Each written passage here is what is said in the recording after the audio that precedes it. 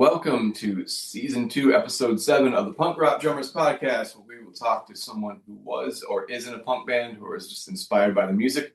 Today's guest is Tony Barsotti of the band Hagfish.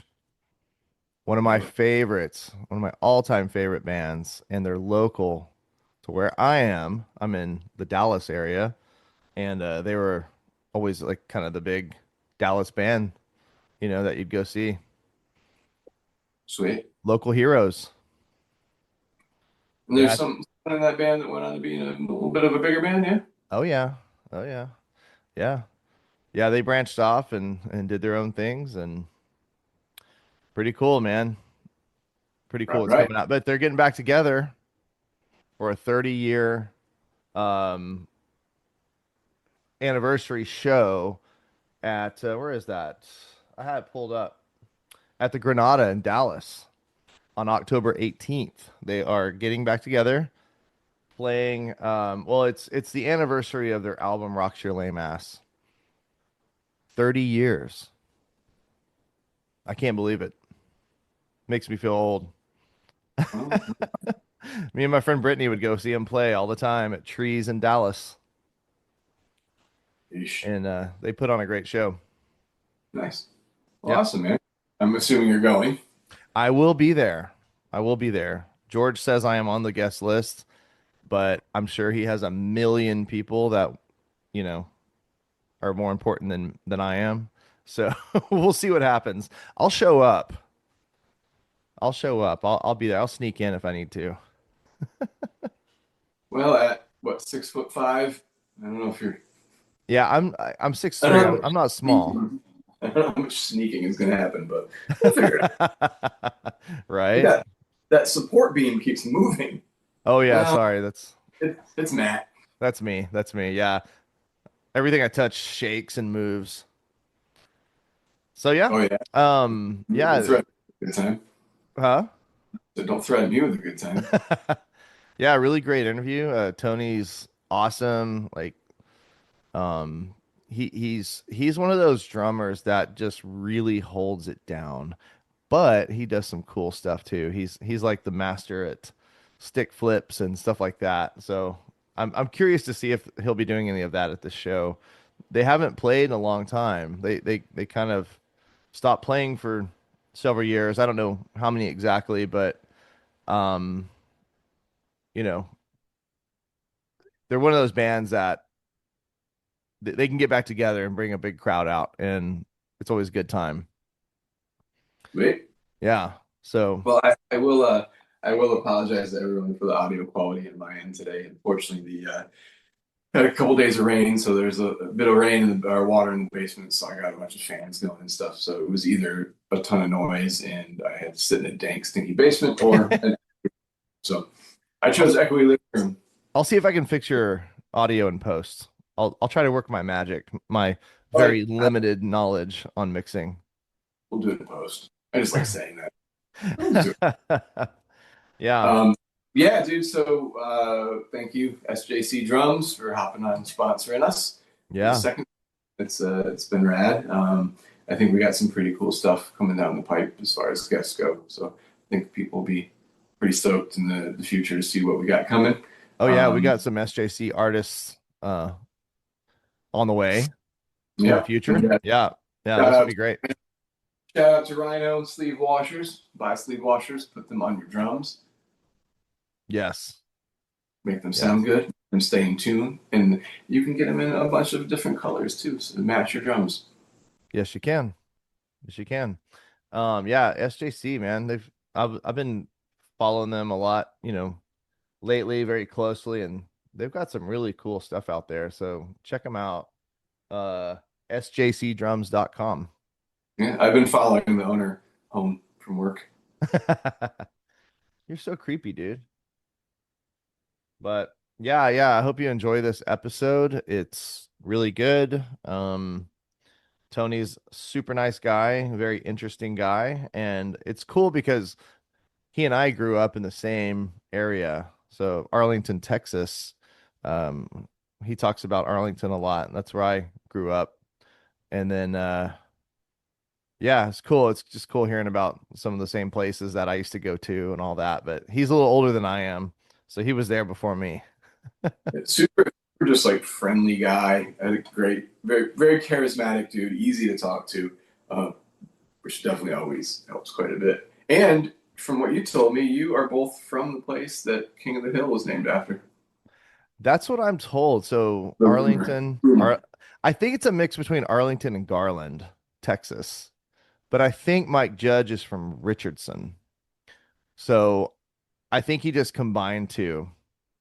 And that's what I used to think about Pantera.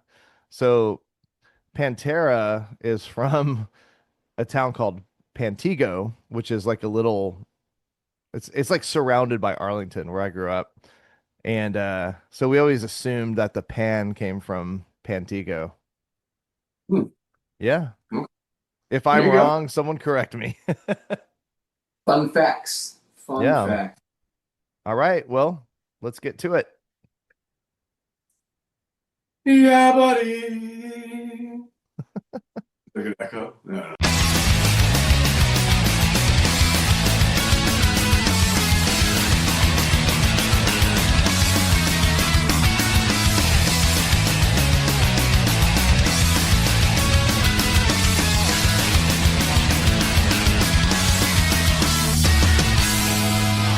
All right, here we go. There we go.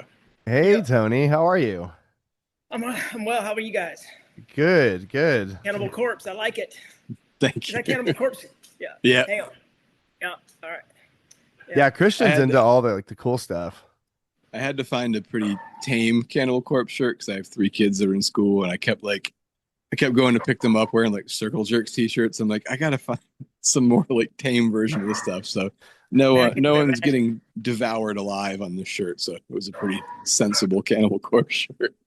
This feels weird saying that out loud, but No, it's like. Have you seen? Remember that? What was it? What movie they were in? Ace Ventura. Was it Ace Ventura? Yep. But they were also with Nicolas Cage. Oh That jeez. Not True Romance. Anyways, I'll think of it later on. But anyway, they're in that movie. Well, good thing Nicolas Cage has only been in what 3 movies. Or maybe I'm wrong. Maybe you know what? Don't quote me on that. Anyway. No. Yeah, there's Leaving Las Vegas. No, No, Is that- good movie though. that would be great if that God, was sad Cannibal movie. Corpse were in there for no yeah, reason. yeah, that would send him over the edge right there. Is that so? You're a drummer also, Yes. as well as Yeah. Well, I mean, hobby. I love it, but right? definitely not on a pro level at all. But did Oh, something whatever. give it away? No, it's guys like you that are actually probably are pro, don't and just kind of undershoot. Oh, I know. He's well- very humble. I bet I can tell. Yeah, Play the when I- guitar too. A little bit. Yeah, that was actually a good friend of mine that passed away. So his mother gave us all a couple of his guitars. So I like to keep it around. right I'll on. probably go to my kids one day if one of them wants to learn how to play. So, but it's nice Beautiful to have.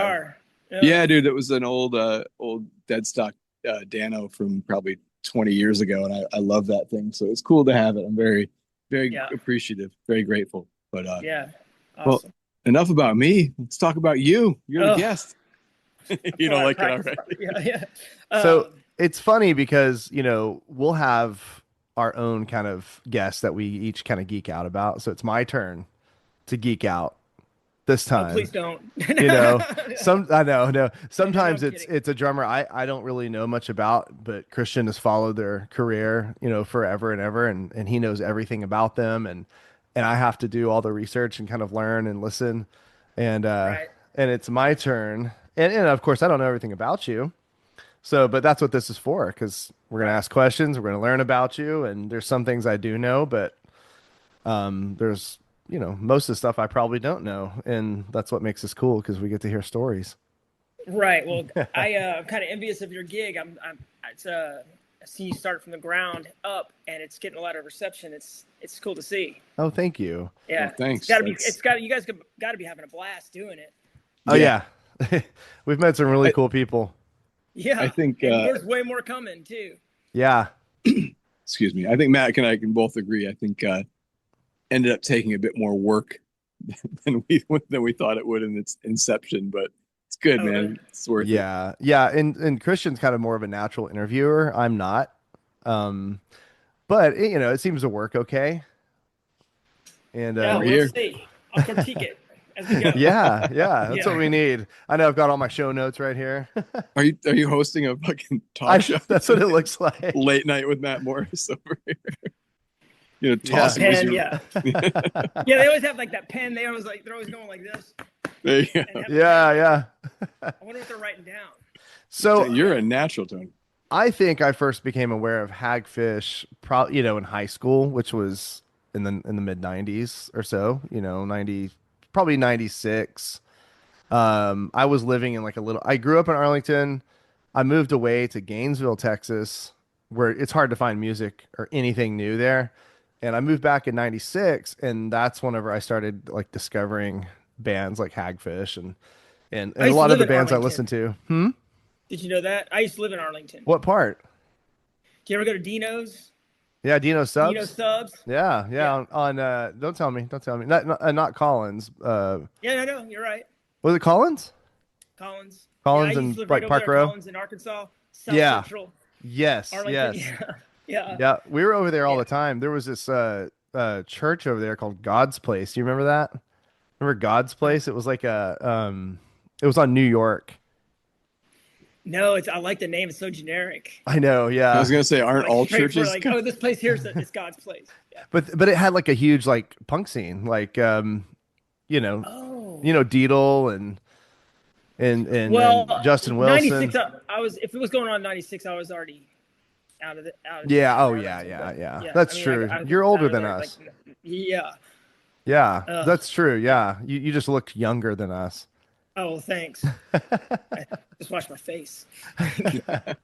But yeah, that's when I became aware of Hagfish, and of course, I was around that time I was getting into Descendants and all, and Yeah. I was a little bit of a late bloomer just because of where I lived. There was no music, and so I felt a little behind, and a lot of my friends already, was like, oh yeah, we've known about them forever, so I had to play catch up. And Hagfish was one of the bands that I attached myself to, and unfortunately, you didn't have a whole lot of stuff. Well, I mean, you had, I guess, Buick Men, and you had Rock Chalet Mass, Yeah. 95, and the self-titled, that's my favorite one. It hadn't come out yet. Oh, right. Yeah. Huh. Yeah. I like that. Yeah. It's funny because we probably both up and down all those streets in Arlington. I mean, I was Descendants everywhere I went. Like I was delivering pizza, Descendants, like singing harmonies to it, like playing, like taking it all in. And sounds like you might have been going down a field or two or I-30 with the same soundtrack. Yes, yeah. I grew up over by Arlington High, and then moved away, and then moved back to Pantego, which is that's where the cops they bust you. Yeah. They have Oh speed yeah. traps. That was the first And place the I water ever was and the pulled water over. has minerals in it. It has like lithium or something. It has like it tastes real gamey or something. Yeah. Right? Am I right? If I remember correctly, yes. There's something up with the water. I mean, I think it's actually really good for you, but Yeah, it was certainly a trap for cops going up Park Road there, up the hill, my God. or down that hill. They'd get you. That was the first place I was ever pulled over, and I used to work at Eckerd's right there. Okay. Yeah, that's probably like a speed trap. Like, okay, it's 45, up 10. Yeah. Huh? Yeah. It's funny. Every now and then we'll get a guest that Christian lived in the same area as, and they'll geek out for a little bit. So it's cool to have a turn. Yeah. I liked Arlington. It was fun. Yeah, that's cool. I didn't realize that. Whenever I think of Hagfish, I always thought of Dallas. Dallas was connected to Hagfish. Yeah, and we definitely. No, Hagfish is how I got out of Arlington, to be honest with you. I was in this band Cool Christine at the time. Fun band, cool band. I learned so much in that band, and then we just kind of broke up, and I was like, well, man, what am I going to do? I go, oh, maybe I'll just work at Bennigan's, go to bartending academy and work at Bennigan's. I mean, that's as serious as far as I got. And then my mom was like, I was like, well, I'm not really sure what to do. She threw me this pamphlet for TCJC. I was like, well, I guess I'll be a physical therapist. I just did nothing ever like really stuck. I was like, I thought I was going to be in a band, and then I met Zach, and around the time he got in this accident, I don't know if you know this, but Zach got in a bad accident. He had a steel rod in his femur. His mouth was wired shut. Zach Blair, right? Yeah, Yeah. the guitar player, and he got all this money, and he was generous with it. You know, he bought the van, he bought drum sets, he took everybody out, and he's still generous today. He's a nice guy. Yeah, he's fun, and they came out to Arlington, and like, you know, it's like, hey, you know, let's do this, and so then it was gonna fit because I would go see Hagfish, and I'd say, oh my God, that's the band I need to be in. You know, I mean, at the time I was dressed, you know, I mean, like Hanoi Rocks. It was like, or, you know, and kind of a glam band. It's fun. I loved it. In Arlington, you could imagine, you know, running around like that, like in the late 80s, early 90s. But yeah, so I was real fortunate that that we hooked up, and it kind of like stuck real quick. I knew where they were coming from. I got a chance to really play Descendants Sound of Music when I was coming out of a band that was more like, I mean, it's cool stuff. It was like somewhere between Moth the Hoople and like 999 or, you know, yeah, anyways. So, but yeah, I don't know where I'm going and That's okay. what I'm doing. Yeah. So you were in Arlington, you were kind of stuck, and Zach came and kind of rescued you. How did he become aware? I don't want his head to get too big, but yeah. What's that? How did he become aware of you? Were you in high school at the time? No, he's a little younger than me.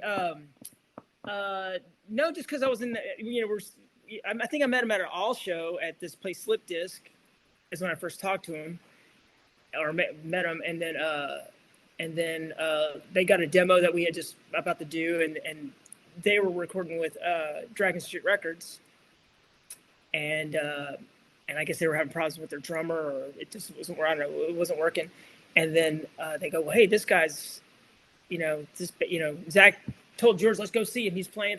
That's what I'm told anyway. Yeah. And then I went in there and recorded half of Buick Men.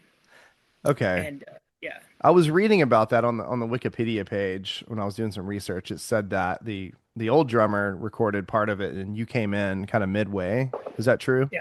Yeah. Okay. And Scott, the drummer, he kind of set the pace. He kind of like, you know, because I always felt like a fan of Hagfish being in it. So I always felt like I had this aerial view of the band that they didn't have because I came. And Scott kind of set, you know, that real snappy, quick, and solid foundation, you know. And so I kind of took a little, I already kind of had some of that, so that's why I liked Hagfish. It kind of had a little more rock to it in some ways, you know, Ramones and sure, and you know, and whatever, but came from more, but yeah. So there was two drummers on Buick Men. Okay. So you didn't record over anything. You just did your stuff.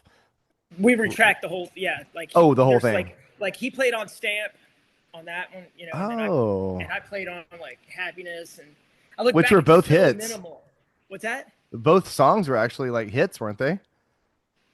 I don't know if they're hits, but I mean, they're the more popular ones. He played on Stamp on that one. On Buick Men.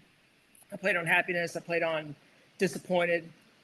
There were some songs I just could not wait to play. Disappointed was one of them, and then yeah. So yeah, I mean, yeah. Yeah. What you got, Christian? You got any?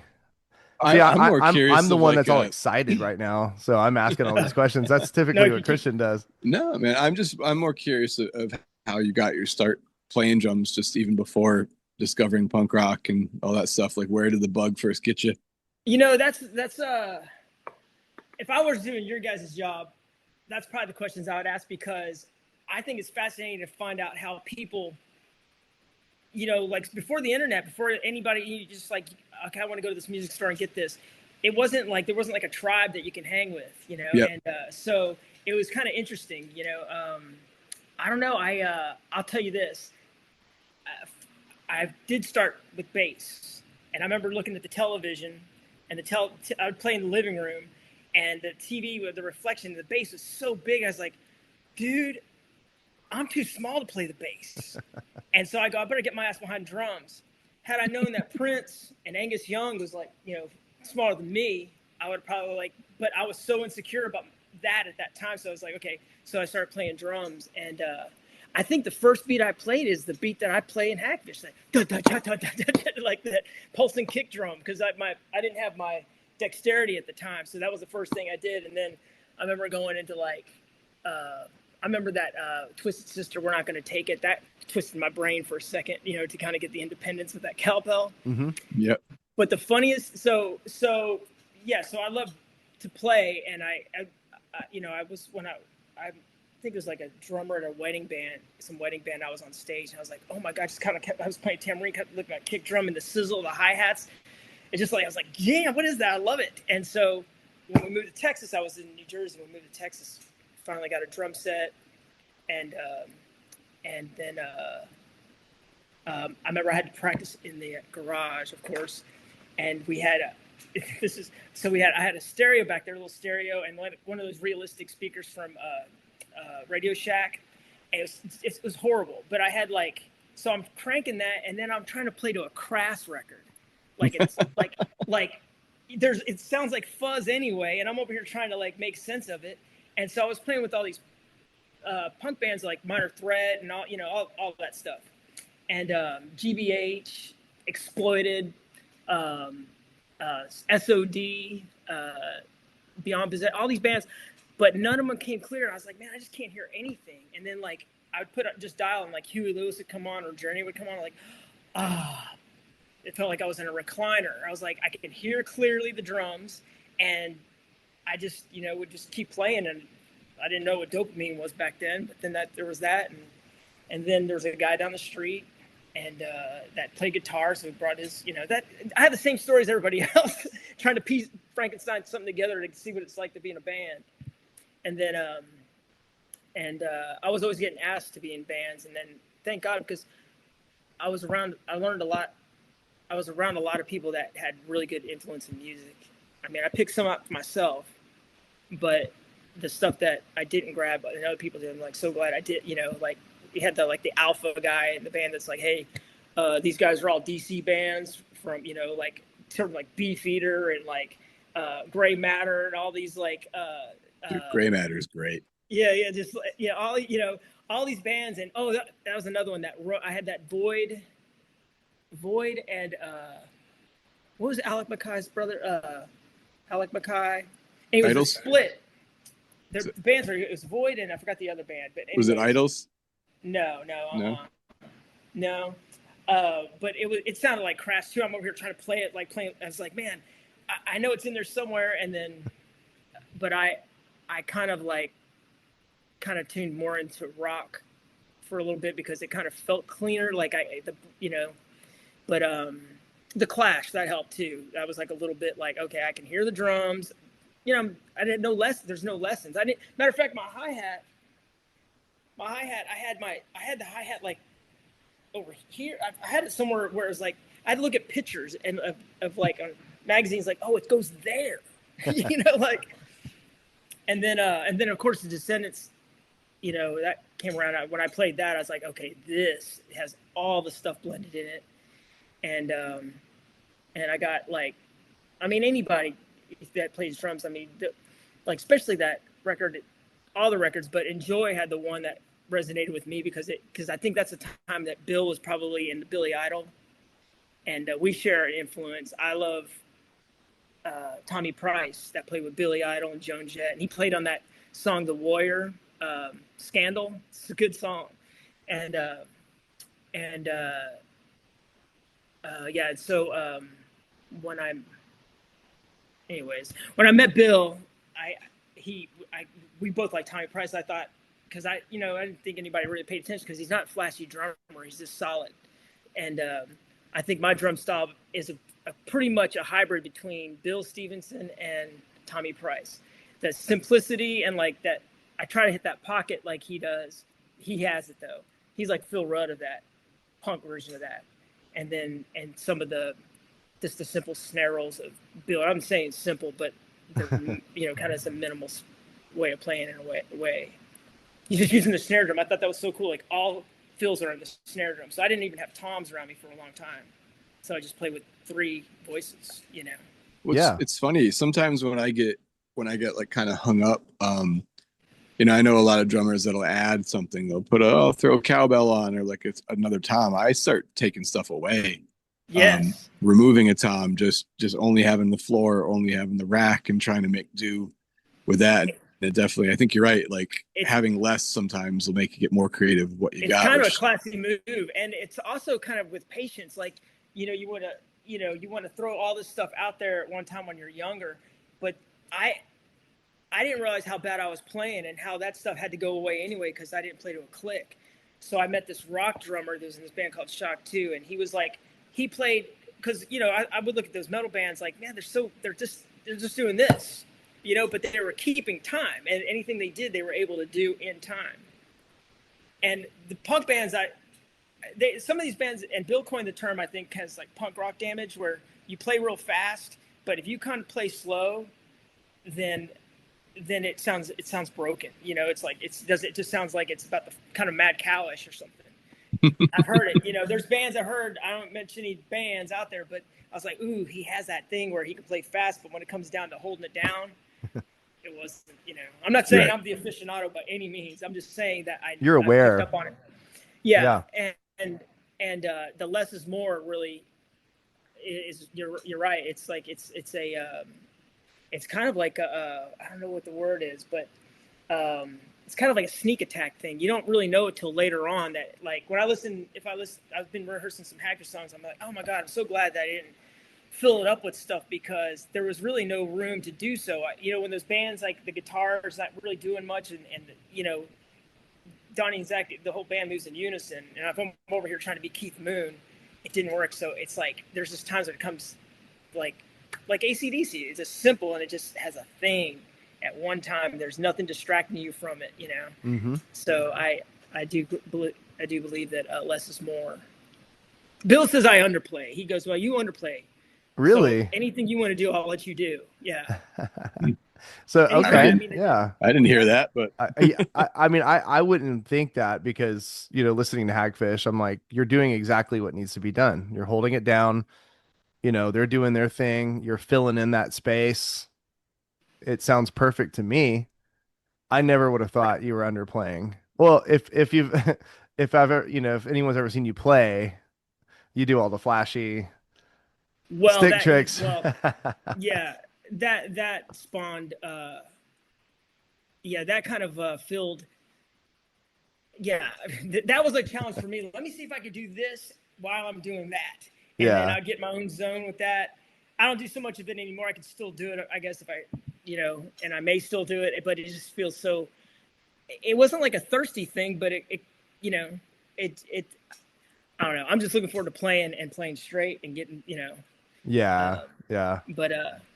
But yeah, no, I mean, I'll overplay, not overplay, but I'll play more live. I mean, I'm sure most drummers do because not like you can't rewind it. Oh, you couldn't now because But now all eyes on everybody now. But what were you playing? What was like the first kit you started with? When you did like after you realized you didn't want to play the bass. Oh, I got this like $100 kit because I think it was called Aria. Uh-huh. And they made guitars too. I wanted to look like a Tama, so and then I got a stencil from my friend Clint, this like skull stencil, and I'll send you a picture, but I sprayed all my drums skulls because I had a Ludwig and I wanted 2 bass drums. I wanted that whole thing, but I just saw all my drums had like flat spray painted flat black and white skulls all over them. Yeah. But that's what I played. One was a Ludwig though. Yes, please send a picture. Speed King pedal and what's that? I said, yeah, please send a picture. I'll insert it into the interview. That's like when I was going, kind of skating, like skateboarding, and then I had that. So I had that whole like Beyond Possession, DRI, all that kind of going, which is fun. Yeah. Yeah. Christian has this theory. Tell him about your Oh, just wine. that, like, I think at least 50% of drummers had their first kit had to be wine red, Yeah. like that god awful like wine red Oh, CB700. okay, hang on. You're right, because the kit that I actually bought was a Tama, and it was that ox blood. Yep. Kind of the color of your guitar. Yeah. That over there a little bit. Yep. Yeah, it did have that, and I put fur on it to like get over that. I put like green fur. No, I put red fur on that, and then when I got in Hagfish, when we got signed, I got another kit, like a small, like little cocktail. I think it was like a 20-inch kick drum. It was a little toy, and I put green fur on it immediately. Yeah, That's awesome. Yeah, it was fun, but yeah, Green fur. But yeah, it just, yeah, I think every company that makes those lower end beginner kits is just like, yeah, that's the color that kids are going to gravitate towards. See, I had like 3 cars that color. That it's like some weird like desirable color, I guess, in so many different areas. So like cars, motorcycles. I mean, they had that color was everywhere. Hair, like eggplant. We had a station wagon growing up that was that color, but also that color on the interior, and it was just like car sick every car ride. Was it a Pinto station wagon? No, it was like an old Chevy or something like that. But I just remember my brother and I just always like kind of a regal color, man. Yeah, it's not a good. It's definitely a headache color to be in there for like a 3-hour car ride from New York. I was stoked when I got it though. It was like these things look brand new. Had the deep toms, you know. Yep. It almost looked like just like that. That's what I wanted. I wanted deeper toms, and it was cheap. Can't believe they could make drums so cheap. Now, I mean, well, I was thinking like, yeah, that is funny to think about too. Though, is like, the first couple kits I played on were all like vintage Ludwigs, but they weren't like cool yet. You know what I mean? Like I didn't want that Citrus Mod 70s Ludwig that I got rid of for a fucking mirrored chrome Tama Rockstar that I wish I had the Ludwigs now. Right. That's hindsight, right?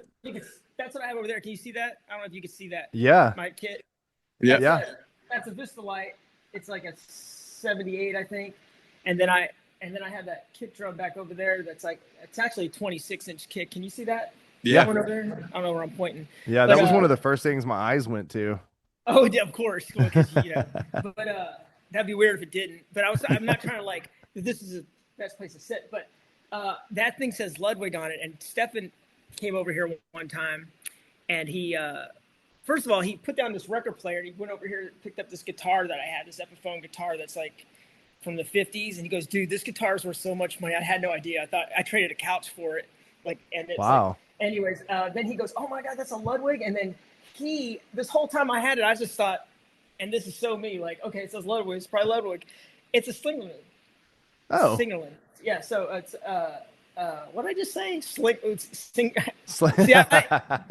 I'm so not equipped to saying that word because, I mean, I could have got better had I known that that's what that was a long time ago. But anyways, that I may be playing with that one. That kick? Yeah, possibly. Yeah, so tell me about that. So I know we're kind of skipping far ahead because, 30 years ahead from when you first started. Now you've got a 30-year reunion, I guess, for Rock Relay Mass, I guess, right? Yeah. So you're playing the album, or are you just playing kind of anything? I don't think we're playing the album like front to back. I think it's just going to be all those songs intertwined. Right. We're not really sure how we're doing it. Yeah. Zach goes, let's play the record backwards, which is kind of a good idea, but pull a Seinfeld on everybody. What's that? Yeah. What's that? I said pull a Seinfeld on everyone. How so? I'm interested to hear that. Wasn't the last episode of Seinfeld like filmed from the beginning to the end, like backwards? I think they shot it.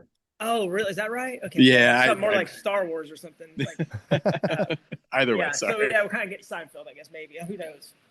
Oh man. But I'm excited. Sorry, what was your question, Matt?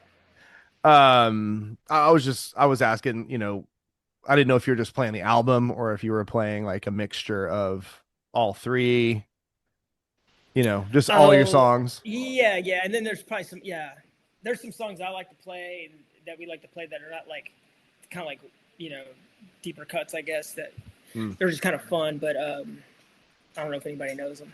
Yeah, so you haven't really played them in quite a while. Is that true? That is true. I mean, look, I don't know if you can see it. I just kind of get my Well, calluses yeah, back. yeah. He sent me a picture of that. Those I calluses. did. Okay. Yeah. Yeah. Well, and, Um, and what I mean is, I mean, like, have you been playing in any bands since the last time Hagfish played? Which I the don't only even know when thing, that was. the last time we played is I think it was 2018. We did like a run with the Descendants, I think, Okay. and then shortly after that, I got a call from Alkaline Trio, and I did, they were gonna go on. This is in 2019, which seems like yesterday, really. Mm-hmm. They were going on tour with Bad Religion.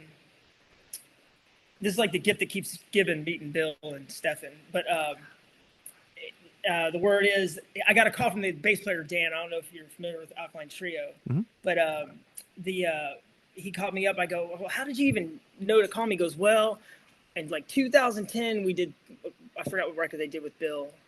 They did a record, and I guess Bill goes, hey, listen to this guy, and Bill would make a, he would promote me, but I just don't think anybody was really seeing what maybe Bill saw, Mm-hmm. because it's 4/4, and with this tempo or this, to me, and probably to them.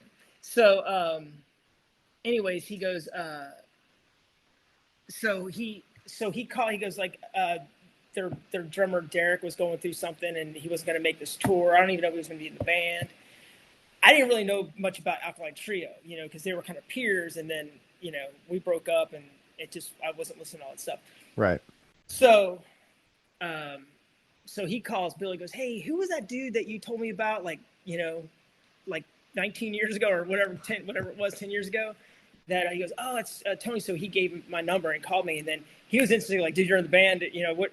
What spot do you want in the bus? What bunk do you want? I was like, hey, and so I went out there, and I was out there for like 2 weeks, and we rehearsed. I learned about 30 of their songs, and then we recorded 2 songs on an EP, and it's released. And then let's see, COVID happened, and when I got back, that tour was done, and then by time bands were able to tour, Derek was back in the band, which I thought was awesome. I didn't really know if I wanted to be in a band. I was given that. I remember it was like, oh my God, I got to play these, like, 15, 20 songs new. And it was 2 sold out nights at the Palladium, and I had to play to a click live. Mm-hmm. And I was like, oh my God, I'll do it, and, but for some reason I was kind of a sigh of relief, like, but I'll tell you what, we were writing one song right there. It was cool because I could throw my ideas. They actually used some ideas, but Matt Skiba just kind of came in with this riff, and he goes, okay, that's good. And Matt would play the bass, and then and Dan would play guitar, and it's cool seeing how they had their thing. It's like I was just kind of watching. It's like, oh, this is how they do it, okay.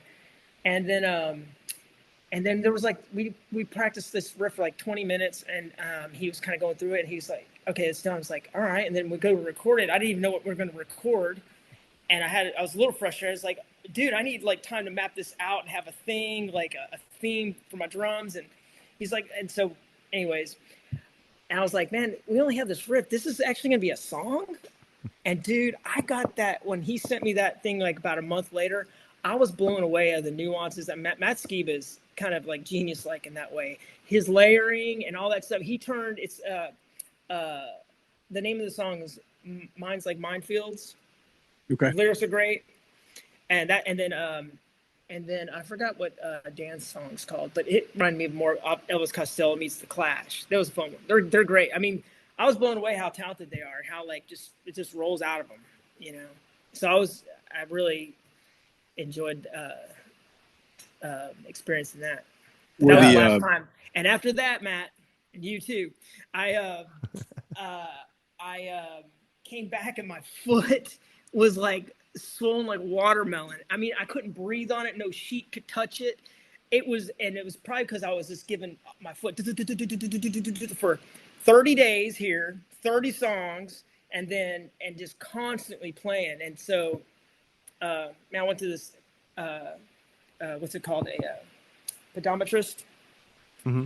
And he grabbed my foot and he was like thrashing my foot. Like Ben was like, "Motherfucker, please, dude," and froze this thing and stuck a needle in there. And then after that, I was like, you know, it didn't hurt. It, you know, the pain went away for a little bit, but I couldn't walk. I was like, oh, now I know why like disabled people, like sometimes their house is a mess. Cause like, man, I don't know if I want to get that bubblegum wrapper. It's not worth it. You know, it's like, you know, it's like, and then it's like, I had to crawl, take a pee, you know, I was like, oh my God. But, so I think that's because when we were rehearsing at that place Mates in Los Angeles, and it was like, I was either eating like pho or pizza and wine. So it was constant sugar, Salt, like, yeah. see, it just is so, yeah. I mean, it's so, I think that had part to do with it. Yeah. But, It's wild. yeah. So you were getting all your sugar from food and not coffee, like Descendants would do. No, I was, and I think that's the only thing I can really think of other than using the shit out of my foot. I was just totally inflamed. But anyways, well, it's not like you had an easy task at hand. I mean, between you know, Mike Falumley, who played on a couple from Smoking Popes, who played on a couple Alkaline albums. Oh, right, yeah. And Derek's parts, like, I mean, you definitely had those are two really. I mean, Alkaline's never had a bad drummer, like right off the rip. Like I'm the name of the original guy is escaping me right now, but he was a pretty beast drummer himself. So it's impressive that you could learn all those songs that quickly and not have both your feet fall off. It was a fun challenge. It was funny because Derek and I, there were some similarities in our playing, but he used more toms and he just kind of orchestrated a little bit more in a clever way, you know. And but I caught on to that pretty quick. Oh, I'll tell you this though, when I went there, we were rehearsing with in-ears, and so, you know, my playing was under the crosshairs. I was like, and I just couldn't get. I was using that band, the Interrupters drum kit, the way they whatever. And so I can't remember if I brought my own pedal or not, but I couldn't get the relations together, you know. And and I remember going, "You dipshit! What are you doing here, man? Like you can't even play. Like you knew you shouldn't come over, you know." And so it was like about 15 minutes into it, I was the only one there with my friend Toby that he was teching for them, and I knew, you know, he used to live in Texas. He actually road managed Hagfish, and so I got a chance to kind of mess around. By time Dan showed up, I had all my shit tight back. I was like, and we played one song flawless with a click, and he just kind of turned around the mic, goes, "Dude, great to meet you." I was like, "Man, you too. You have no idea what I did to get this all tightened up." So wow, I don't think I've been in such a stressful situation before like that. I mean, it was, but I was prepared for what I was already doing, you know, working in my shop at home, you know. So it was like, if I got it, I got it, you know. Right. It wasn't like I wasn't hounding their ass by any means and kissing their ass or any means. They who wants that, you know? Yeah. That's so cool. that was the last time cool, that was the last time you like actually went out and played shows. Did you play? You played shows, right? Or did you just record? I didn't play live with them, no. Oh, okay. So just in the studio. It was just, yeah. Yep. And then no, this is the first time I probably played in probably about, you know, since 2018. What is that? About what, 6 years, six and a half. So, yeah, golly, yeah. Yeah. But, wow. Yeah. But that muscle memory is crazy, right? You just kind of lock in, like, oh yeah. It's like took a little bit, and it's like, oh, there it is, and now I can do even more than that. I love it. Yeah, it's funny because you know, my band 41 Gorgeous Blocks, we've been around 26 years. I can play any song, you know, like no matter how long your DNA, the time, yeah. But my band Fire Cell that I'm in, relatively new. If you know, we don't get to practice because we're all scattered, and it's much harder for me because the songs are only new to me for like, you know, a year or two or something like that. But 41 songs, I just sit down, play them, no problem. Yeah, but you're writing the parts, right? So it's coming out of your DNA, right? Yeah. With Fire Cell, it's like a lot of the parts are kind of already written. They're kind of like mapped out, and like I'll get a, you know, a drum version that was programmed, and then you I'll get like a songwriter throwing it toward. Yeah, and I'll change it to my liking and everything, but it's still it's just so different.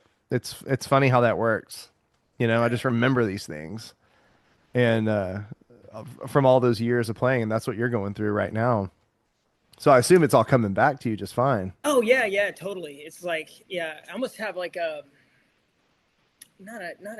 guilt's not the word, but this, I don't know what it is. It's like I wish I could. I sometimes wish I would have played drums on more stuff, But when it's like just these few albums that I played with Hagfish, and then it just I could have done more so that like, oh, this is the ones I know. No, I mean, I don't really know what I'm saying. I never really did know what I'm saying, but I'll say it.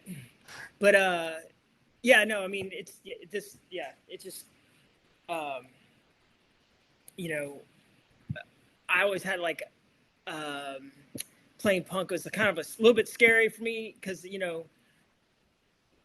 you show up someplace if you have jet lag or whatever, and you have to go from 0 to 70. And I remember my arms would cramp up. I was like, oh, I hate this anxiety. Like to get this going. I always wanted to start with a glass of wine or a ride cymbal, like 20 beats a minute, or something, just something gracefully getting into something. Not all of a sudden, I mean, it's like it would kind of bum me out a little bit, but that's only like when you're touring. But there's been times during that time like we'd have jet lag, and it's like, oh my god, I just feel like sleeping so bad. I have no, and then just to get, and I mean, that's why Descendants drink coffee. I think that's why just like yeah, get back on point. Yeah, I experienced my first jet lag last month going over to Brussels or to Brussels. Yeah, I mean, how was it? To Belgium. It was wonderful. It was wonderful. But I didn't understand. Thank you. I didn't understand how bad it was until I experienced it. Yeah. Jet lag, yes. Yeah. It was pretty intense. And jet lag is okay if you can, but it's like if you had to add a duty that you have to be attentive to, it's like, are you kidding? Yeah. Go ahead. Yeah. Yeah, it was pretty brutal. Did you get through it? Yeah, I was fine. But yeah, I mean, it was the same thing. I had to, just go from 0 to 100, playing a show in front of a bunch of people, exhausted, and in the middle of the day when I'm never exhausted, to my brain, it's, the afternoon. And it's why am I so tired? So as soon as you get in the middle, like 2 or 3 songs into it, then you're in, right? All that jet lag kind of goes away a little bit. Adrenaline takes over. Yes, the adrenaline. Yeah. But it's like there's no songs. I don't think there's any Hagfish songs that start out slow like that I can think of off the top of my head. I mean, they're just like they're like Ramon songs. It's like you just go. Yeah. No, it is like that. And so, and I probably part of it was probably my brain too. I probably overthought it, and but then it's what I started doing because Zach would start fast, I would start fast, so we're playing way up here, but it sounds slow. But then so when you hear a video of it or whatever, it's a recording of it, it's like, god damn, that's fast. But so what I started doing, I was like, oh duh, I just get the first song, like Anniversary Song or something, and I had like a little Walkman, and I was like, oh. Whoa, it's da da da da da da da da da da da da. That's what it feels like. Yes. And I was like, oh my god, I can do this. That changed everything because then I was trying to keep up with my adrenaline. Right. Have my adrenaline run the tempo, and I was like, oh god damn, it's way up here because it didn't feel like it was down here. It just felt wrong. But then when I go, oh no, it's down here. So yoga and all that kind of stuff kind of helps. Yeah. With it. That makes sense. Yeah. No, it's oh my god, I wish I would have had that clue earlier. Yeah. That probably happens to, all of us. I know it happens to me, probably you, Christian, too. I think it's just natural to play faster with with your adrenaline and nerves and stuff like that. When people are watching you, for some reason, it makes you play faster. Yeah. I don't know why. We got that. I have a show coming up with some guys that we're doing like a little tribute thing for a band that we were in like 20 years ago. And I had spent the past couple of years locked in my basement, like learning how to play shuffles and rudiments and learning how to play slow with dynamics. And then Buddy calls me up. He's like, yo, we're doing this thing. Are you in? I'm like, yeah, dude, I got this. And then I went back to playing like hardcore, like street punk again. Oh, right. And I almost called him and was like, I can't fucking do it. Like, it made me so sad, but anyway, so we started getting back together with practices, and we're intentionally playing everything like 10-15 BPM slower at practice with the intentions of when we get on stage, we're going to speed it up. So at least we'll be playing at the proper tempo then. I don't know if that's going to work. It's probably going to blow up in our faces, but the intention is there. Like that's a great thing. That's a great thing to do. No, I mean, you have to compensate like that for it because, man, just Russian drums, the lyrics, everything just sounds, I mean, some bands, I went to go see The Cult like a while back, whatever. And I was like, they're playing slower. And I talked to the guitar player, and he's like, oh, we got to play slower. We're old. I'm like, I told him, I go, there's no way you can't play the tempo of that song. Like,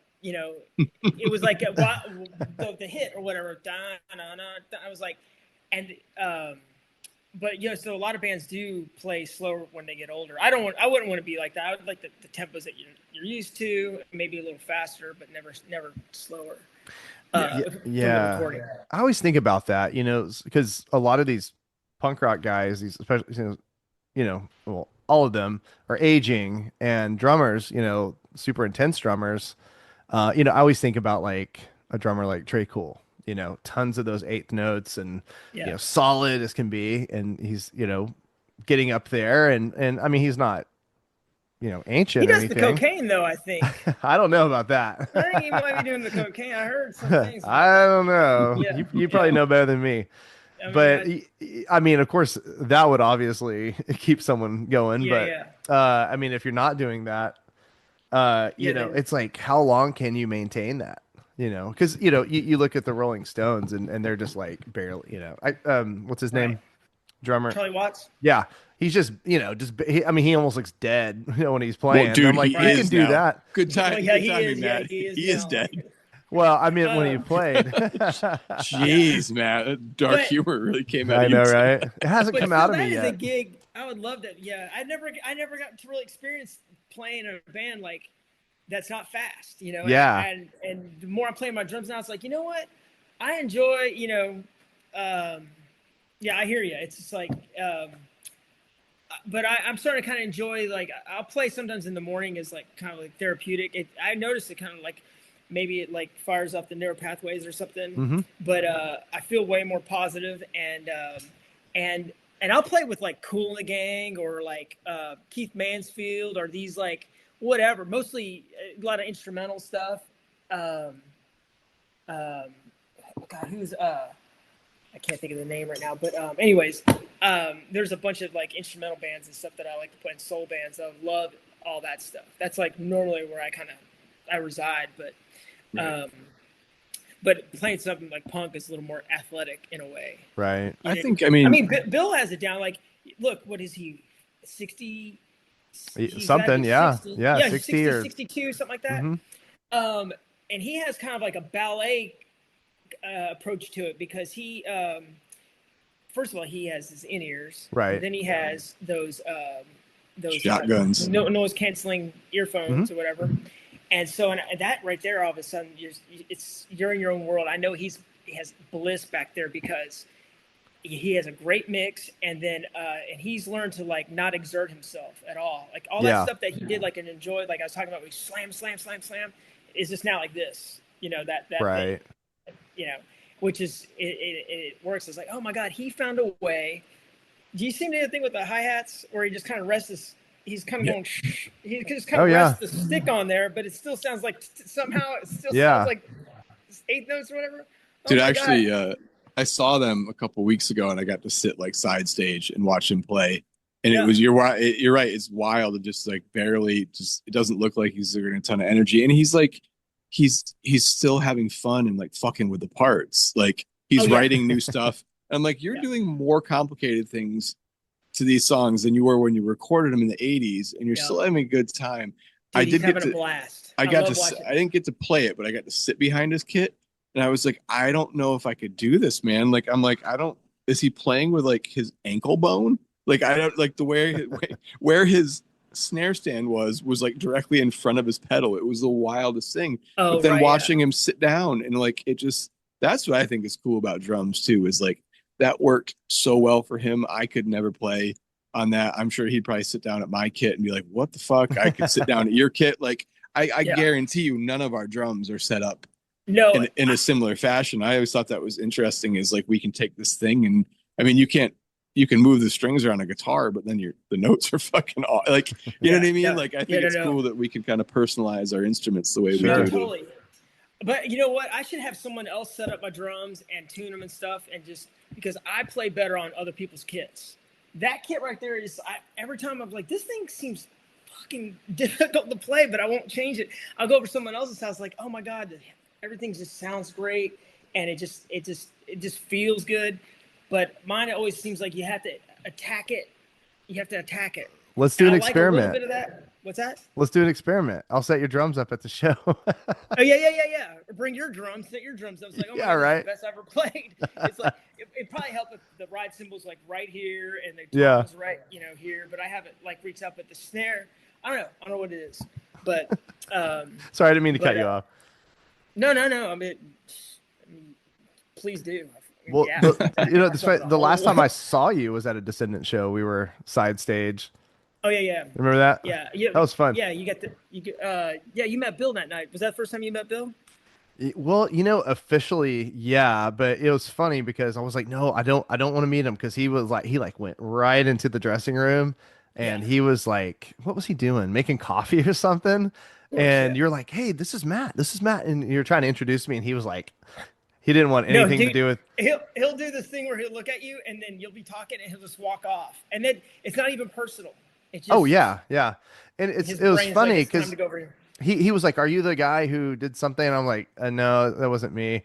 But it's funny. Right after that, like that September, he invited me to his house, and I went out to play that Groveridge thing that they do every year, and I'm going back out there next month again. But he let me play a song with him. I played Mr. Bass, and then cool. I'm going back out there, and I'm going to play When I Get Old. So he's actually letting me sit at his kit, which is, to me, nice. It's just insane. Yeah. It's we've talked about this before on the podcast.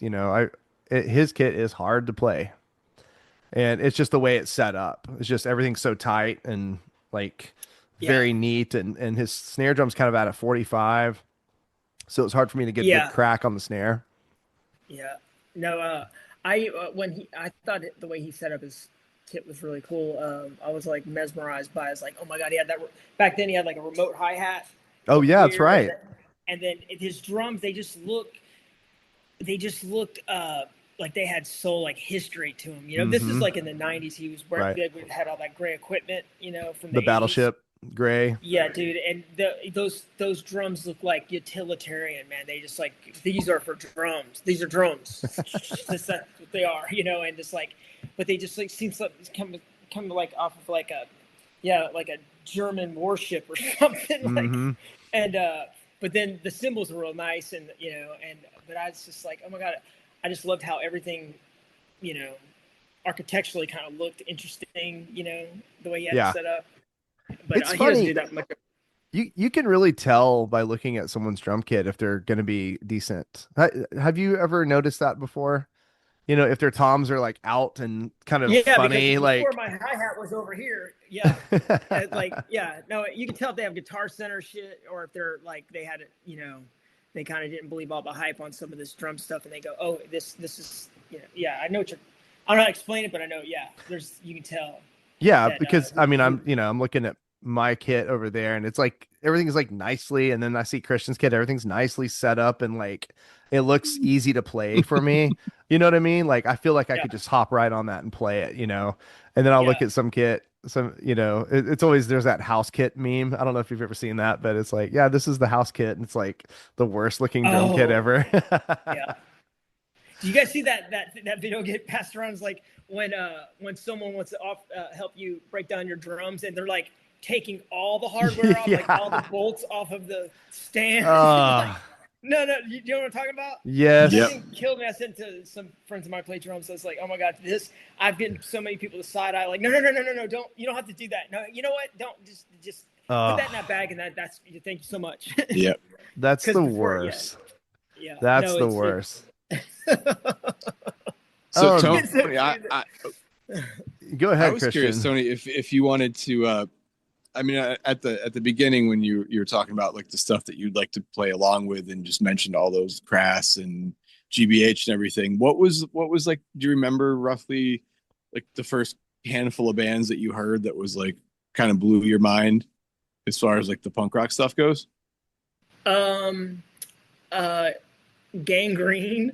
Yep. A lot of it was from skater, like kind of skate bands. DRI, Mhm. it was like, especially, and I hate to sound like this, but I mean, of course, the bands that had kind of like the better production, like kind of got me. It was, but I mean, of course, like I said, I was listening to Void and Minor Threat, which I thought Minor Threat had a cool production for their, a lot of those Yeah. punk bands. They had, I mean, DIY. They're just like DIY. They're like, is it DIY? Yeah, duh. What is it? Did I mess that up?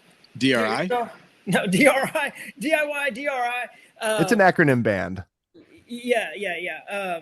But no, the do-it-yourself band, like they had a lot of them had decent production, except for a few.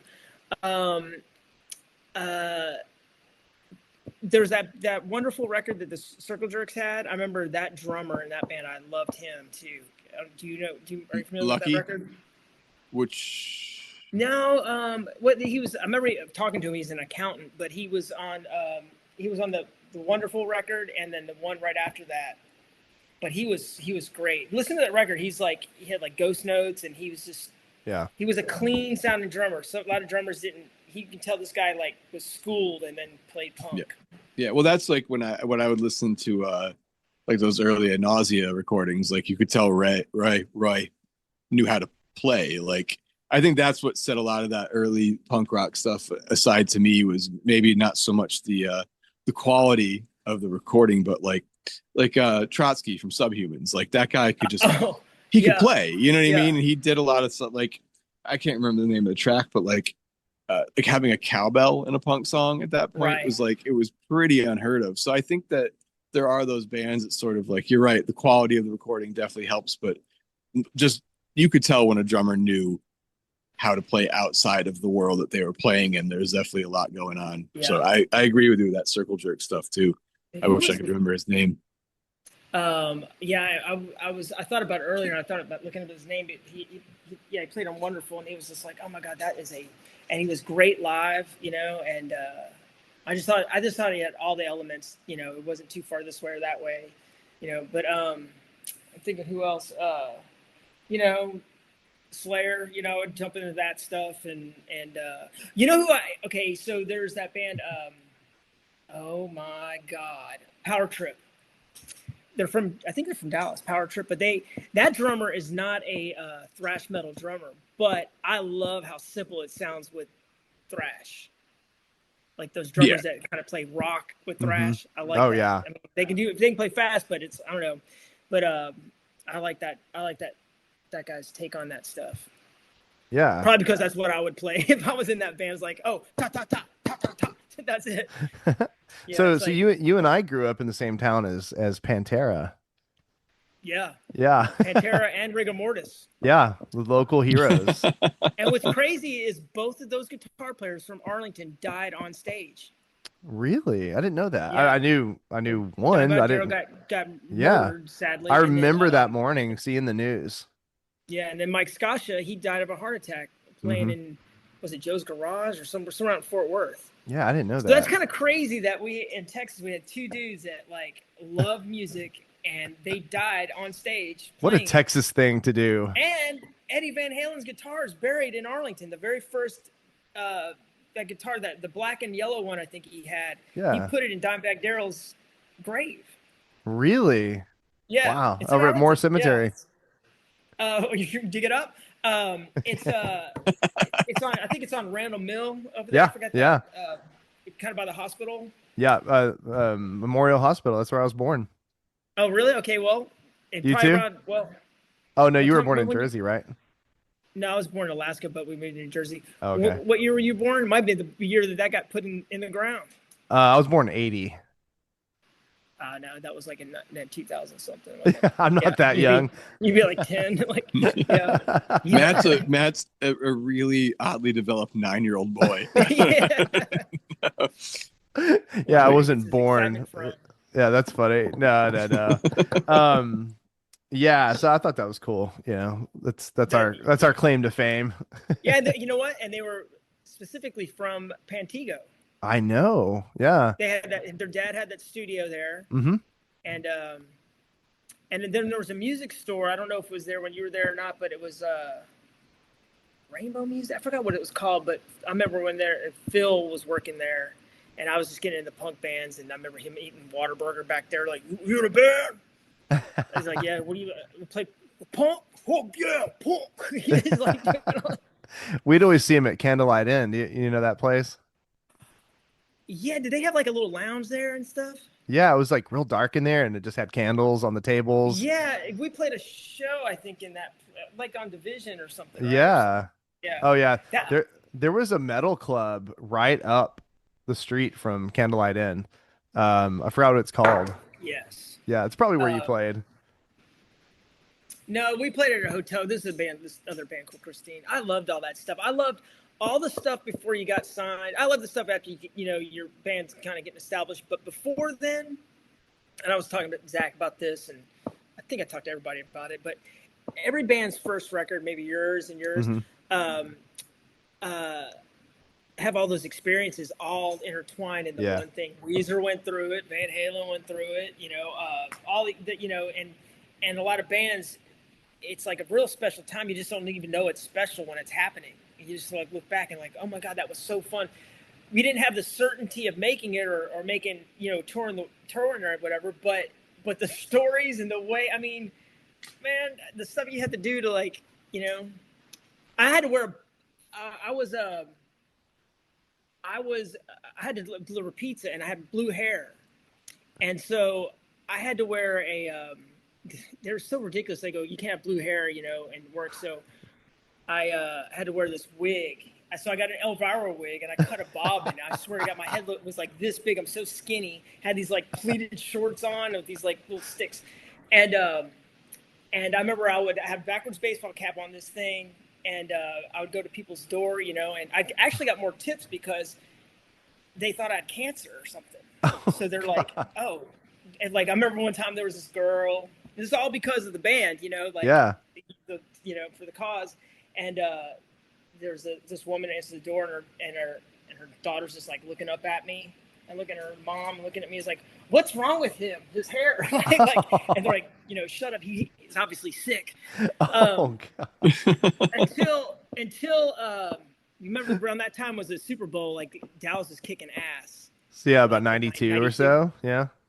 Yeah, the only time my boss at that Pizza Inn or whatever, he let me go wigless and have my blue hair out is when the Cowboys were going, and I would knock on these people's door, like during the game, is like open the door like, "Peterson, we got a super fan at the door." I was like, "You do? What's the score?" I didn't give two shits, but they all like, I got so many accolades and tips from like, being down with the Cowboys colored hair. Yeah, man.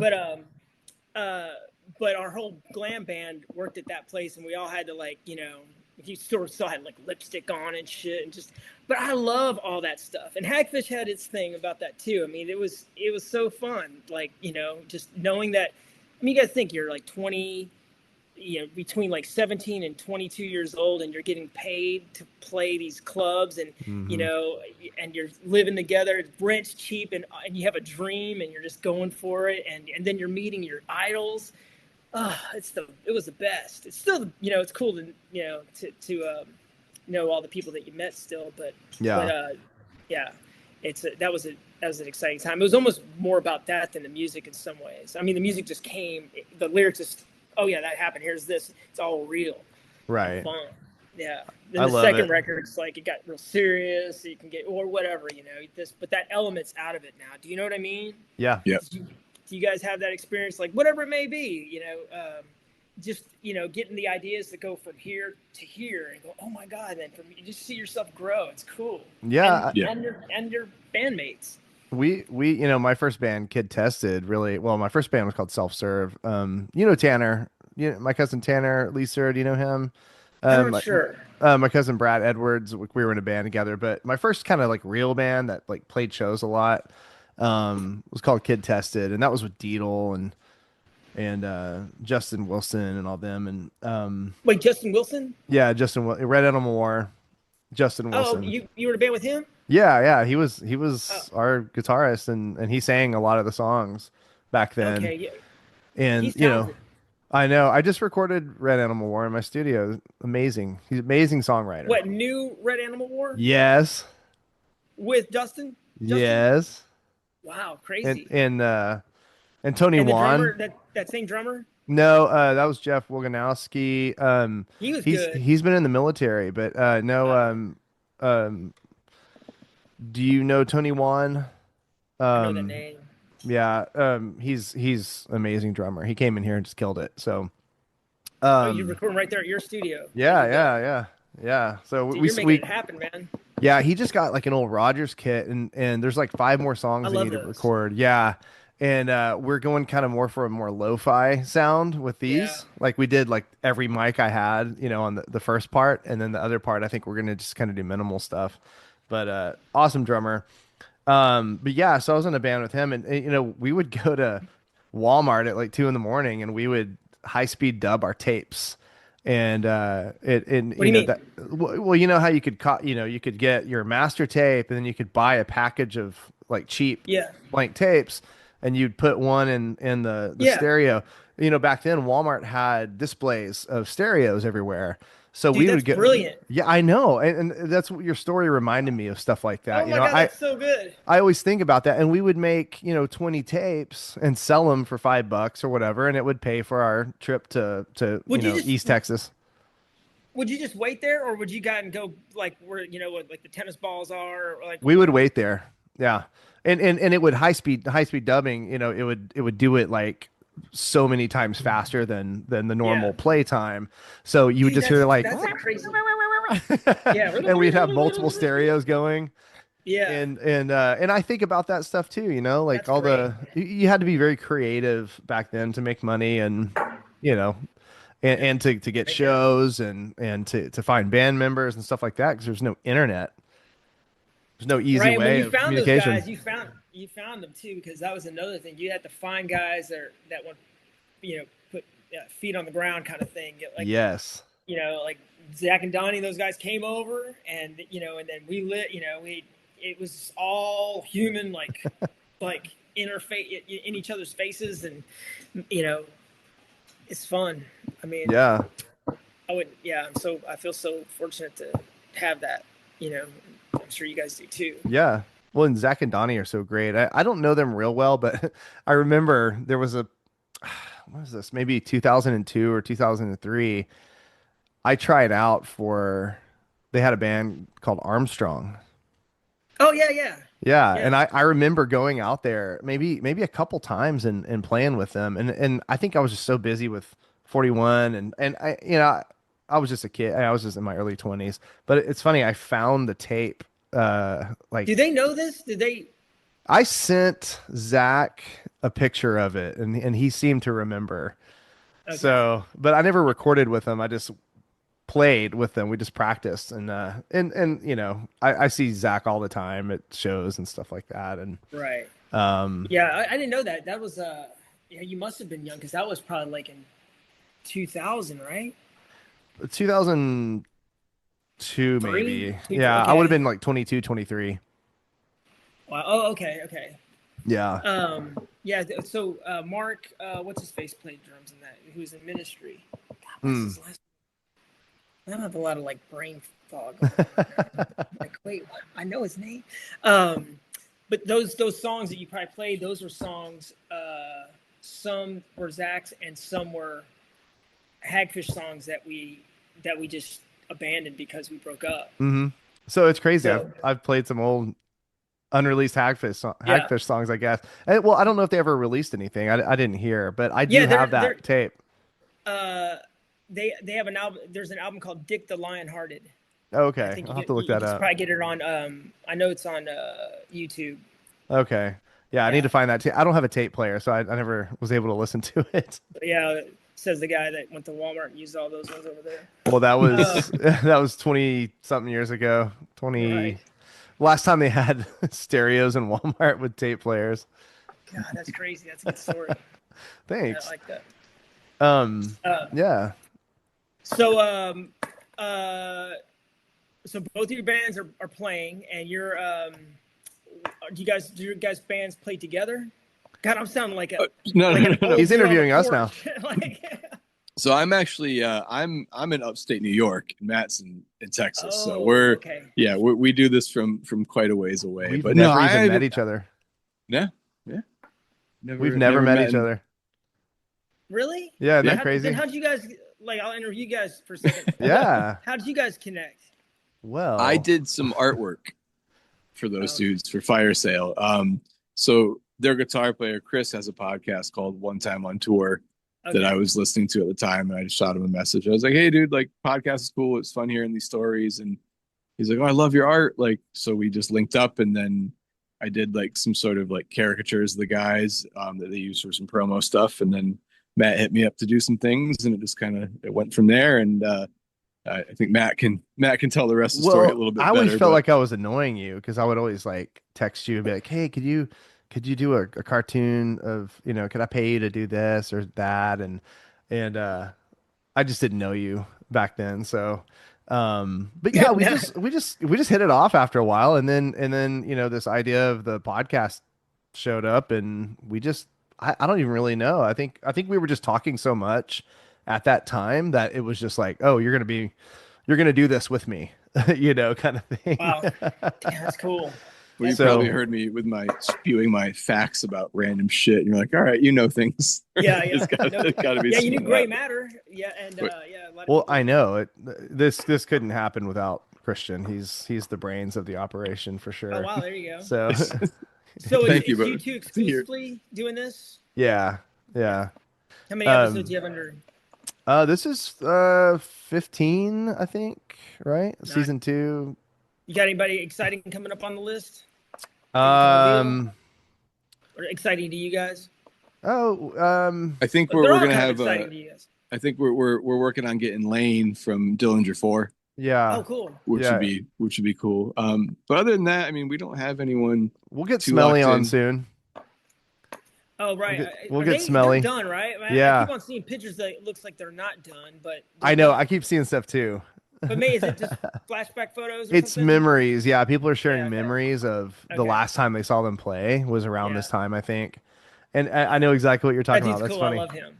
Oh yeah, he's really Yeah, he's gonna great. be fun. Well, my Yeah, cousin oh my God. Tanner is good friends with him, and Dude. and so he was like, "Yeah, well, I'll get him on the show for you." So Oh yeah, Uh, no, he'll be great. That band has so many stories. That band's so full of personality and craziness. that'll for be years. that'll be a cool one. Yeah, Yeah, good for you. yeah. But I did want to ask, about. I'm really interested, and I know Christian is too. We're really interested about the recording process of some of the albums, that these drummers play on. They're so interesting to us because they're always just completely different stories. So like, I guess Rock Chili and Mass was probably the first full one you did with Hagfish, right? From Yeah, and it was the first front to back. Yeah, and I think it was the second or third record that Bill and Stefan did. So you at their did. studio. Okay, so we're both self-titled and Rock Chili and Mass done at the Blasting Room. Yeah. So Okay. yeah, they both were, and but we had before we did the self-title. Somehow or another, we got tied up with this guy. We all kind of wanted to try it because just whatever, scratched off the list. But there's a guy named Bo Hill, and he did like Rat and Warrant and Shaka Khan. But he wanted us bad. He was just like, what's that? I said yes, Shaka Khan. Yes, Shaka Khan, no Yeah. doubt. And he's been in all kinds of recording situations, but he was out in Los Angeles, and we went out there for a few months and did a record with him, and it took the life and the excitement out of us. He wanted to do this deal where he wanted us to play slower, and then he was going to time expand it back then that technology is just coming out. That's like the like Pro Tools. I think so. Yeah, and he goes, "You're gonna play it slow, and then we're gonna speed it up with this time compression thing." That doesn't work. I mean, it sounded like Queensryche doing like maybe a Hagfish song, Yeah. He really. We had some good moments, but it was like the record. We just felt alone on an island with this guy. Our label wasn't really into it. Our management wasn't into it. We later saw the thing that we're not into it, and then Bill thankfully goes, "Oh man, so you go and reach out to try to do this with this other producer, and now you come back to Papa Bear." It's like, yes, that's exactly what we're doing. We record our fucking record, and then Bill loves Fat you guys. Mike, we had to get what's that? I said Bill loves you guys so much. Oh. Yeah, he probably we love him too. We love him too, and we had a great time.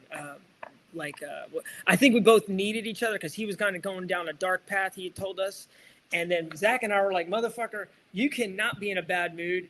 We're too stoked to be here. We've been waiting for years to fucking do this with you, and you're gonna act like hell no." And then it just all opened up, and every day was so fucking fun.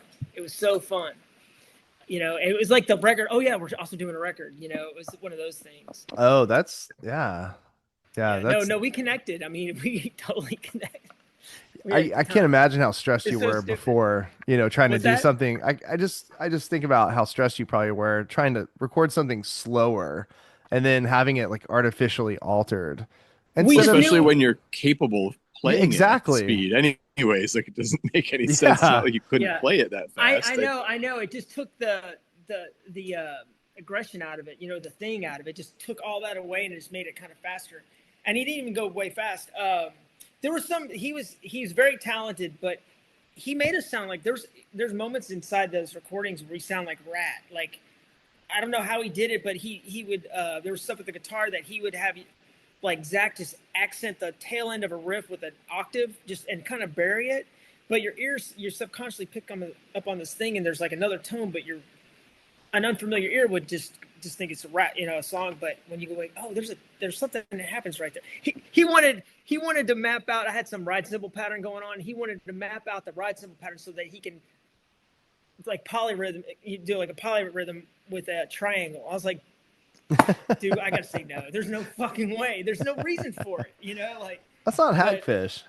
No, it sounds like this guy just got a bunch of new toys. And he was like, yeah, it's like being in a death metal band and buying a banjo. Be like, no, it'll work. This banjo will sound great.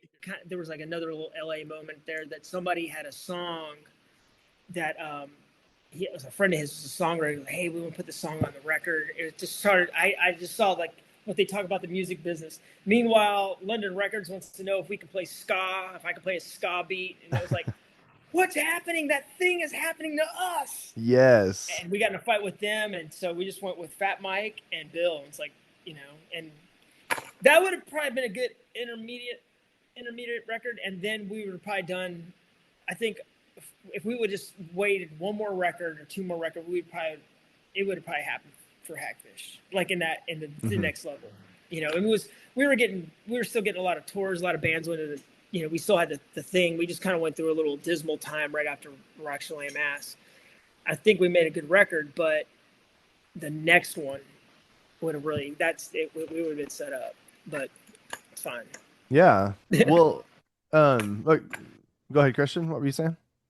Oh, I thought you said something. I was just curious. I was listening. I was just curious what it was like recording with Bill. That's on my bucket list. And so, is it? I know you said you're having a good time, but like when it comes down to it, is it stressful?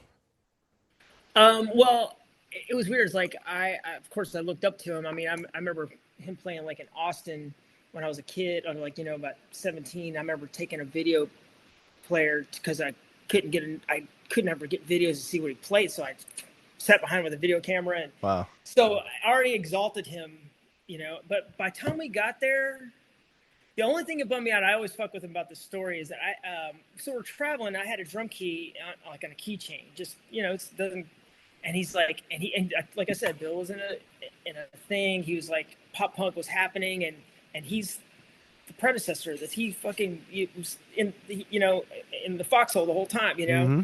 and here are these bands you making money off of what he kind of helped create. So I don't know if he looked at us like that at first, but I remember when I walked in there and I had a drum key. He goes, "Oh, you're one of those drummers." I'm like, "I'm fucking not. I just have a fucking drum key because I don't want to do it with my fucking fingers." And then he later learned that I didn't give a shit about my cymbals, my equipment, and so then it kind of loosened up, and this sort of ties into it. But I remember I was washing my hands at his house. I remember he was watching, like he needed to be watching this at the time, but he was watching Apocalypse Now, Mm-hmm. like with the lights off and the TV on. I was like, dude, can it get more dismal than this? And I'm in there washing my hands, and I have out of all those glam bands in Hollywood, one of my favorite bands is Faster Pussycat, and they're like just this rock and roll band, and they probably came out at the same time as Guns N' Roses came out. And I was washing my hands, I saw a tape like on the windowsill. I go, hang on a second, and I was like, Faster Pussycat, huh? And he's like sitting there like he's glowing off of that TV screen. I go, hey man, Faster Pussycat? He's like, yeah, like out of all those bands, like that band. I go, I fucking know, this is my favorite fucking bands. And so it got real loose, and all that anxiety that you think you would have, it just went away because I knew I was going to play my parts, and also knew kind of like the comfort that you can get playing with a click track because you're not going to speed up or slow down. I also know that he's going to help. It's like going to the doctor in a way. Like he's going to help arrange these parts. And he took a lot of stuff out, and he arranged the shit out of these songs and made us play made me more simple in some ways. And it's like, oh my God, that sounds so clean. That sounds so much better. And so it was, my tracks were done pretty quick, but Stefan really kind of was the guy doing the drums. It was He's Stefan an would do the amazing drums, drummer. and then he's a great drummer. Yeah. And he's a great drummer. I'm glad I didn't know that when I was recording. And then Bill would do the guitars. So they switched, and I thought that was so clever. And he said that the way they record is that they'll play to a click with the bass, and then Bill will play drums after that, play tracks after that, and it kind of like works like elastic, in some ways. It was kind of this weird thing, and so to answer your question, it was fun. It was kind of it was that the anxiety got knocked out real quick. It wasn't like I was getting scrutinized. We were having a good time. Now, Rise Against, they probably have a different relationship that, it's like they've done some great records. But Zach's, he's done so many records at that place. Oh, yeah. Dude, you need to get Barnes. Barnes is such a good drummer. Brandon Barnes. I know. He's so good. And he's another guy that sets it up kind of crazy. Yes. He is so good, man. He sits kind of far back. He kind of sits far back, and he kind of he's like this, but his parts. And I heard he posted something. It didn't have anything to do with Rise Against him just playing drums. I was like, oh my God, I listened to it like 12 times. And then someone recorded a sound check of his and just Rhino. Listen to him. What's that? Rhino. Rhino, yeah. Did you know what I'm talking about? He's behind him like this at a sound check. Oh yeah. At this angle. Yep. I was like, oh my God, like what? All that, so good. Yeah. He's so good. And he's very, very cool. Rhino does a lot of drummer footage, and we had him on the podcast very early on. Rhino. And, Brandon? Huh? Rhino. Rhino or Barnes? Rhino. Well, Barnes is on the list for sure. Yeah, he's amazing. He's funny too. He's such a cool dude. I'm so glad that Zach kept going, and then spoke well of us, and then we're all friends because of that.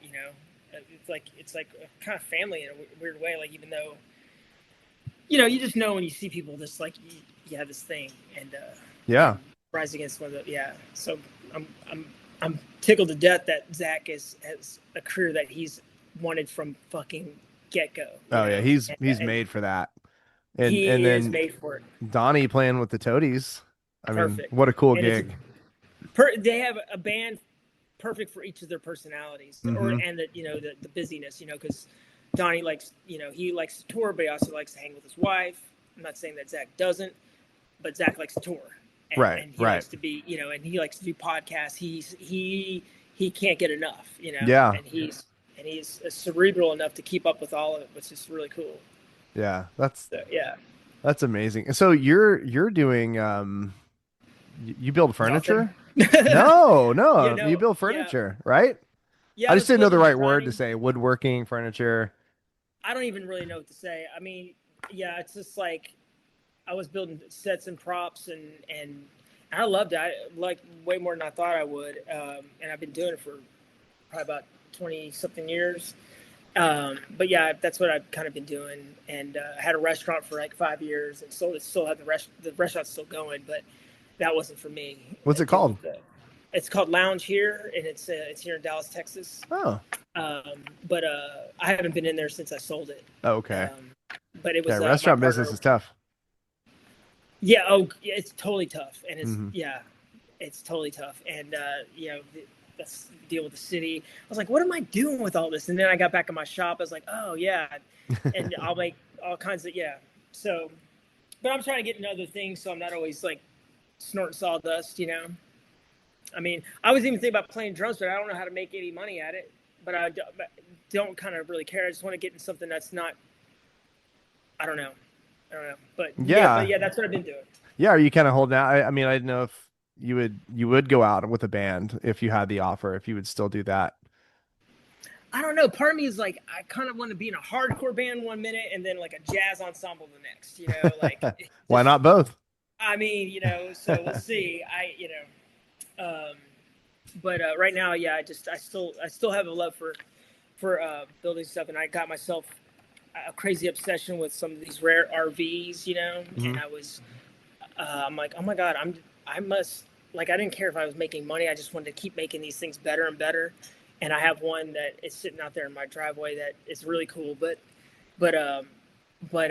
it's like, I don't do it for money, but if I don't know.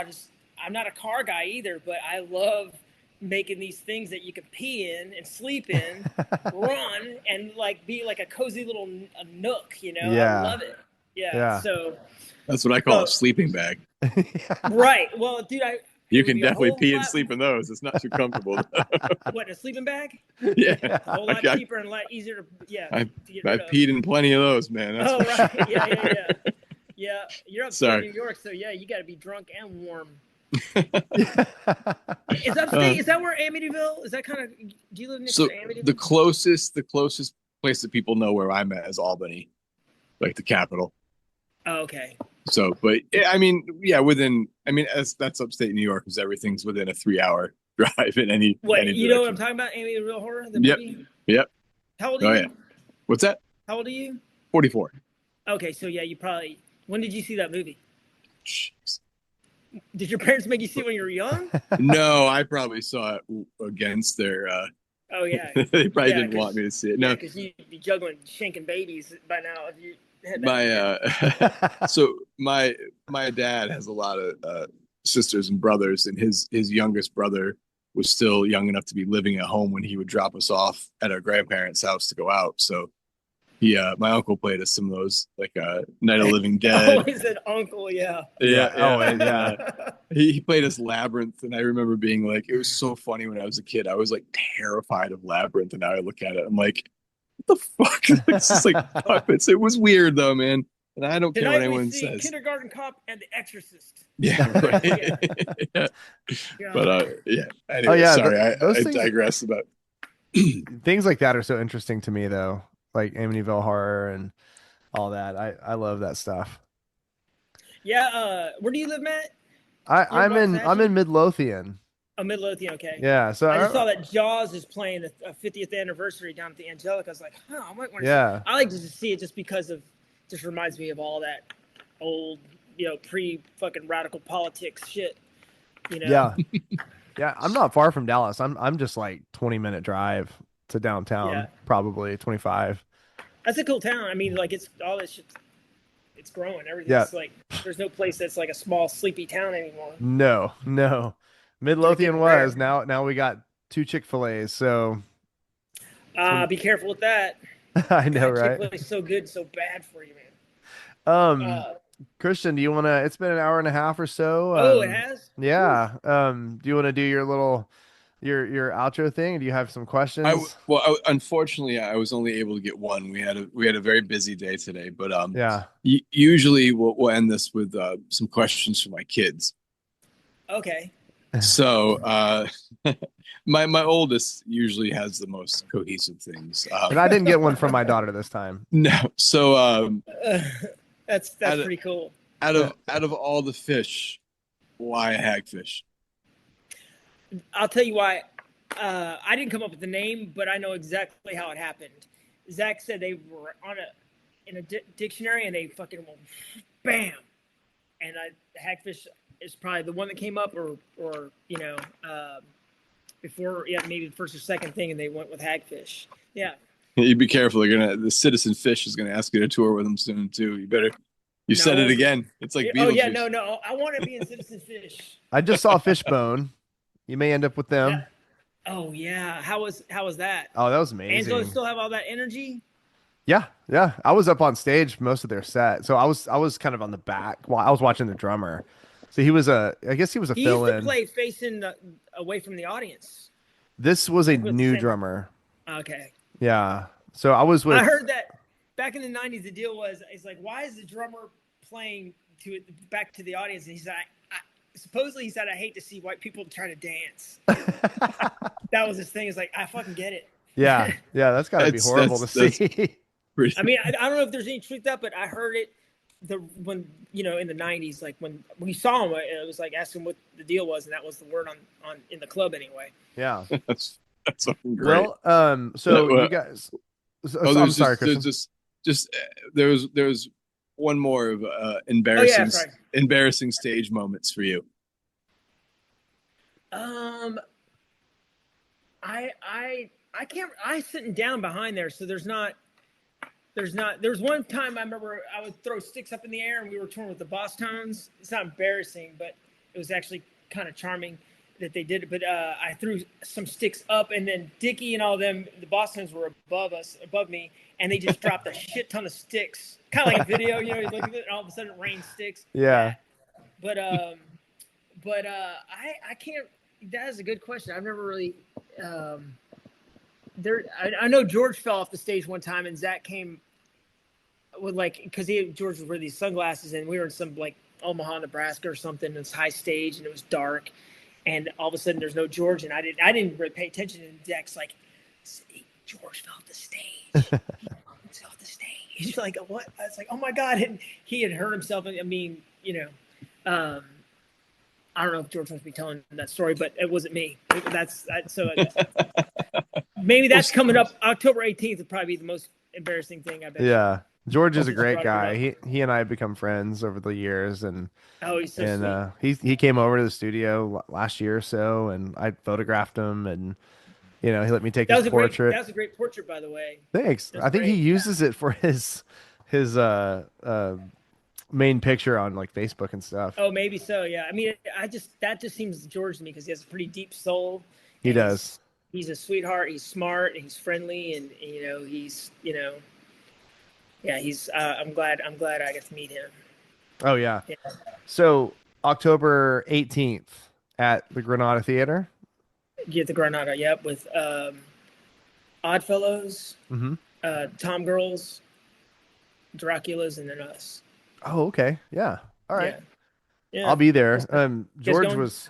George was asking about me photographing you guys, so I don't know exactly what he has in mind, but I may be out there. Yeah, that's up to you. You don't have doing to, that. Whatever. Oh no, I'd be honored, but yeah, I mean, it's up to you guys. It doesn't matter. Yeah, just enjoy yourself. Do whatever you want. If you want to do that, that's fine. Yeah, and I'll see you out there. Yeah, it'll be a good time. So, no. When is the show? October 18th. October. That's hard to get out. You ain't leaving the house. I know. No. We're gonna be in Jersey actually.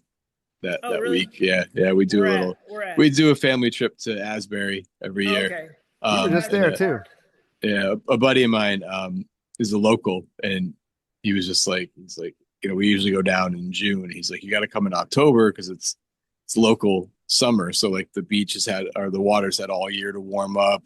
It's not insanely hot out. The whole like all the beach crowds or boardwalk crowds are gone. So we That's where the Stone Pony, right? The Stone yeah Pony there? yeah. It's actually my Brian Keeneland from Bouncing Souls, the buddy of mine. So we go down there and Cool. we actually just saw Dillinger 4, H2O, Lagwagon, and Bouncing Souls, 2 weeks ago at that outdoor Stone Pony thing they do every year. It was a fucking killer show. That's when you need to get on your Dave from Lagwagon. Yeah, we had him. We've done it. Oh, yeah. you already had him? Yeah. Dave and Little Joe. It was actually at their practice, and Little Joe. I'm good friends with Little Joe, and he hopped on and did some talking. Bass player. Yeah. Oh, okay. Yeah. RKL. Yeah. RKL, See, you could have kept playing bass, man. Look at Joe. I fucking could have. Until you see Joe play. Oh my God. Yeah, fucking lugging jumps around was not my thing, man. Ugh. That's cool. Yeah, Dave, he's constantly. I mean, I just watched this. Like, this dude's loving his life. Like, he is loving playing drums, and I see that. I was like, did I fucking miss out? Should I have kept on playing? But no, he fucking loves, and he's good. I'll have to send you that episode of our interview with him. It's pretty crazy. My cousin Tanner joined us. It was just I just went off the rails quite often. It was fun. Oh, really? Yeah, it was a good one. But in a good way. Yeah, I'd say in a good way. We called our buddy Johnny Cruz from Limp partway through it to have him talk to Dave because they used to tour together back in the day. Yeah, it was it was wild. No, it was good. It was definitely fun. But man, it was. I'm flattered that you guys, picked me to talk to. Oh yeah, I've been a fan for a long time, so I've been wanting to get you on for a while. It was it was nice to meet you. Nice to meet you. Yeah, well, this will be fun. Yeah, man. Well, I guess, Matt, I'll see you hopefully in a couple months. Yeah, I'll be there. Yeah. Well, sad you can't make it. Yeah. I was hoping I'd get to meet him for the first time at a Hagfish show. Oh, no kidding. Yeah. Apparently my family wants me to be around. Fucking lame. Yeah, I know, right? Is there, can we write you a note? Well, man, good. I'm glad that you, it sounds like your family's kind of involved with some of the fun stuff, right? Yeah. I mean, do your kids play music? My oldest is coming around to it. She's got my 13-year-old. She's got this very it's a very unique voice. Her singing voice. It's really different. And I'm trying to find that balance of encouraging without ruining the fun. Right. So right now I don't know. We'll see where it goes. I mean, they all love listening to music. It's very different. My oldest, I have three. My oldest is pretty much on punk and hardcore and metal, but still likes a lot of pop. And my younger ones are just Taylor Swift as of now. But they'll come around. But that just instruments are it's like Candyland back there. So I'm sure they're when you're not there, she's probably tapping on the cymbals and kind of. Yeah. Oh yeah. Yep. Yeah. Ukuleles everywhere upstairs too. Step Brothers. You guys seen Step Brothers, right? Oh yeah. Oh yeah. I hope no one puts their nuts on my drums. But oh man. I'll send you a video of my daughter playing drums yesterday. She's actually pretty good. Oh, good. Yeah. Good. Yeah. I mean, her daddy's good. So. Oh, thanks. Drummer, man. Thanks, man. Well, all right. Well. Dude, it's been a pleasure. Thank you so much. I'll see you soon. Yeah. All right. Thanks for joining us. Thanks, Tony. Yeah, man. Thanks for having me. Bye, Tony. Bye-bye.